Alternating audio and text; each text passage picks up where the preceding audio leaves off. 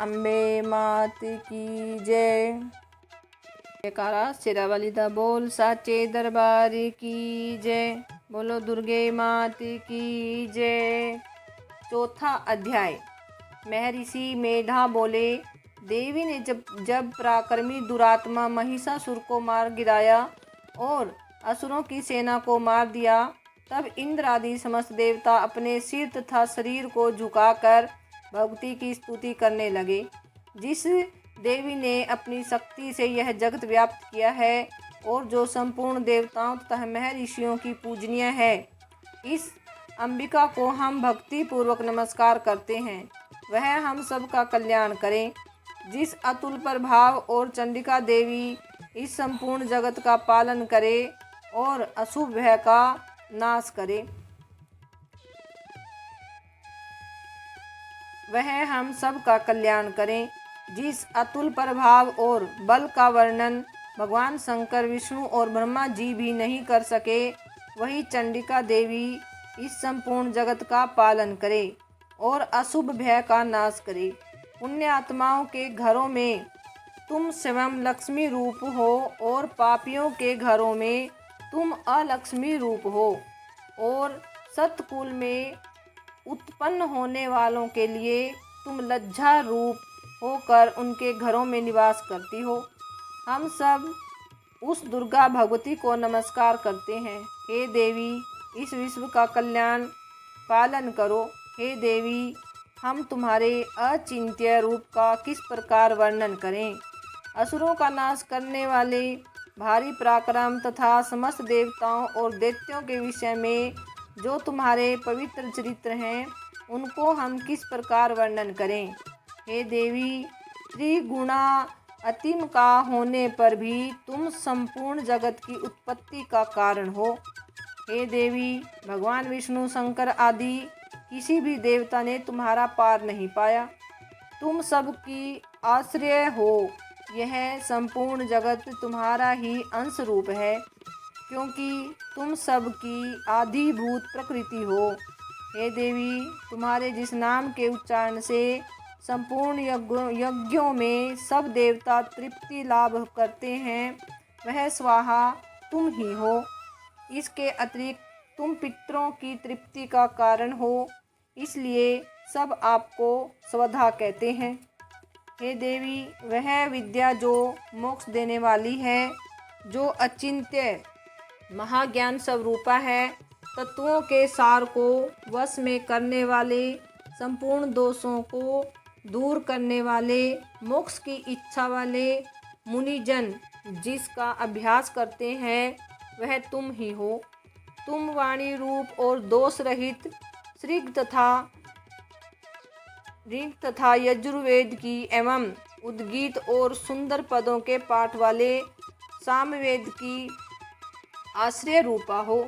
तुम भगवती हो। इस विश्व की उत्पत्ति एवं पालन के लिए तुम वार्ता के रूप में प्रकट हुई हो और तुम संपूर्ण संसार की पीड़ा हरने वाली हो। हे देवी, जिससे सारे शास्त्रों को जाना जाता है, वह मेधा शक्ति तुम ही हो, और दुर्गम भव सागर से पार करने वाली नौका भी तुम ही हो। लक्ष्मी रूप से विष्णु भगवान के हृदय में निवास करने वाली और भगवान महादेव द्वारा सम्मानित गौरी देवी तुम ही हो। मंद मुस्कान वाले निर्मल पूर्ण चंद्रबिंब के समान और उत्तम सुवर्ण की मनोहर कांति से कमनीय तुम्हारे मुख को देखकर भी महिषासुर क्रोध से भर गया। यह बड़े आश्चर्य की बात है। और हे देवी, तुम्हारा यही मुख जब क्रोध से भर गया तो उदय काल के चंद्रमा की भांति लाल हो गया और तनी हुई भौहों के कारण विकराल रूप हो गया। उसे देखकर भी महिषासुर के शीघ्र प्राण नहीं निकल गए। यह बड़े आश्चर्य की बात है। आपके कुपित मुख के दर्शन करके भला कौन जीवित रह सकता है। हे देवी, तुम हमारे कल्याण के लिए प्रसन्न हो जाओ। आपके प्रसन्न होने से इस जगत का अभी उदय होता है, और जब आप क्रुद्ध हो जाती हैं तो कितने ही कुलों का सर्वनाश हो जाता है। यह हमने अभी अभी जाना है कि जब तुमने महिषासुर की बहुत बड़ी सेना को देखते देखते मार दिया है, हे देवी, सदा अभ्युदय प्रताप देने वाली तुम जिस पर प्रसन्न हो जाती हो वही देश में सम्मानित होते हैं। उनके धन यश की वृद्धि होती है, उनका धर्म कभी शिथिल नहीं होता है और उनके यहाँ अधिक पुत्र पुत्रियाँ और नौकर होते हैं। हे देवी, तुम्हारी कृपा से ही धर्मात्मा पुरुष प्रतिदिन श्रद्धा पूर्वक यज्ञ करता है और धर्मानुकूल आचरण करता है और उसके प्रभाव से स्वर्गलोक में जाता है, क्योंकि तुम तीनों लोकों में मनवांछित फल देने वाली हो। हे दुर्गा माँ, तुम स्मरण करने पर समस्त जीवों के भय नष्ट कर देती हो और स्थिर चित्त वालों के द्वारा चिंतन करने पर उन्हें अत्यंत मंगल फल देती हो। हे दारिद्र दुख नाशनी देवी, तुम्हारे सिवा दूसरा कौन है? तुम्हारा चित्त सदा दूसरों के उपकार में लगा रहता है। हे देवी, तुम शत्रुओं को इसलिए मारती हो कि उनके मारने से दूसरों को सुख मिलता है। वह चाहे नरक में जाने के लिए चिरकाल तक पाप करते रहे हों, किंतु तुम्हारे साथ युद्ध करके सीधे स्वर्ग को जाएं, इसलिए तुम उनका वध करती हो। हे देवी, क्या तुम दृष्टि पात्र मात्र से समस्त असुरों को भस्म नहीं कर सकती? अवश्य ही कर सकती हो, किंतु तुम्हारा शत्रुओं को शस्त्रों के द्वारा मारना इसलिए है कि शस्त्रों के द्वारा मर कर वे स्वर्ग को जावें। इस तरह से हे देवी, उन शत्रुओं के प्रति भी तुम्हारा विचार उत्तम है। हे देवी, तुम्हारे उग्र खड्ग की चमक से और त्रिशूल की नोक की कांति की किरणों से असुरों की आंखें फूट नहीं गई। उसका कारण यह था कि वह किरणों से शोभायमान तुम्हारे चंद्रमा के समान आनंद प्रदान करने वाले सुंदर मुख को देख रहे थे।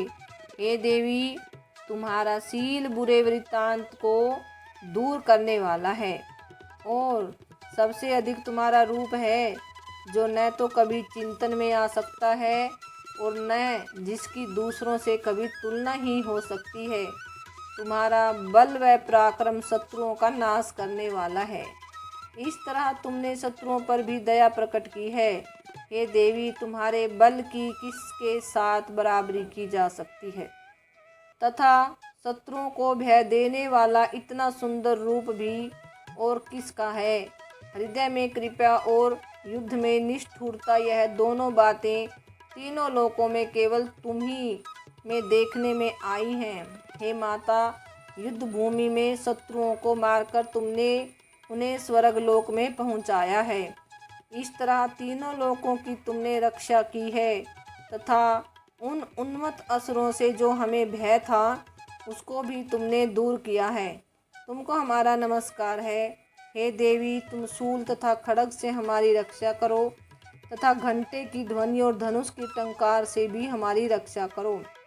हे चंडिके, आप अपने शूल को घुमाकर पूरब, पश्चिम, उत्तर तथा दक्षिण दिशा में हमारी रक्षा करो। तीनों लोकों में जो तुम्हारे सौम्य रूप हैं तथा घोर रूप हैं, उनसे हमारी रक्षा करो तथा इस पृथ्वी की रक्षा करो। हे अंबिके, आपके कर पल्लवों में जो खड्ग, शूल और गदा आदि शस्त्र शोभा पा रहे हैं, उनसे हमारी रक्षा करो। महर्षि बोले कि इस प्रकार जब सब देवताओं ने जगत माता भगवती की स्तुति की और नंदनवन के पुष्पों तथा गंध अनुलेपनों द्वारा उनका पूजन किया और फिर सबने मिलकर जब सुगंधित व दिव्य धूपों द्वारा उनका सुगंधित निवेदन किया, तब देवी ने प्रसन्न होकर कहा, हे देवताओं, तुम सब मुझसे मनवांछित फल मांगो।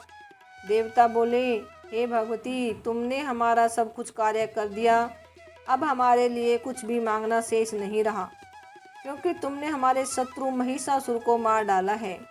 हे महेश्वरी, तुम इस पर भी यदि हमें कुछ वर देना चाहती हो तो बस इतना वर दो कि जब जब हम आपका स्मरण करें तब तब आप हमारी विपत्तियों का हरण करने के लिए हमें दर्शन दिया करो।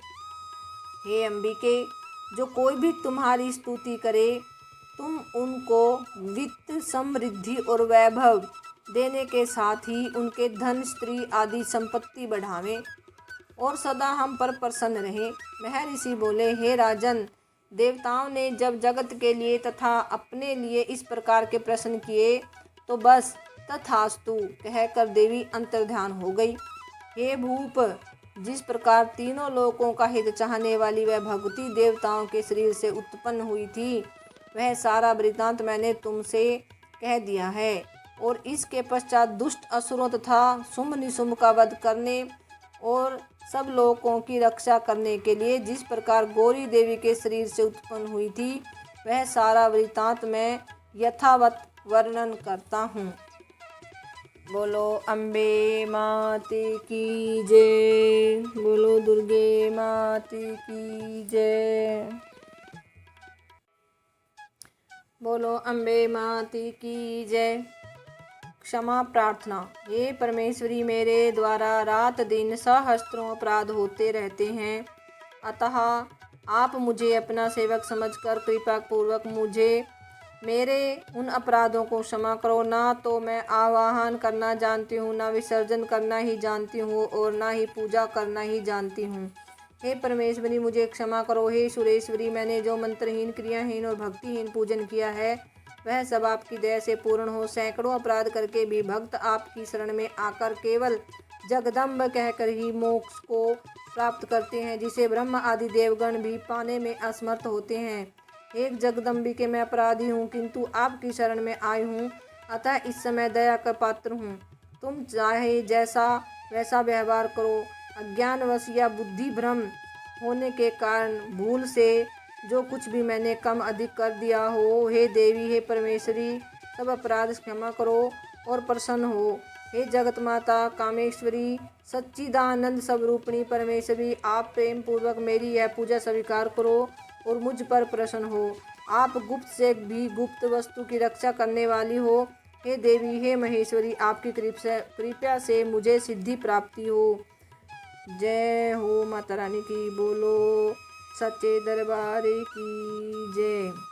बोलो अम्बे माते की जय।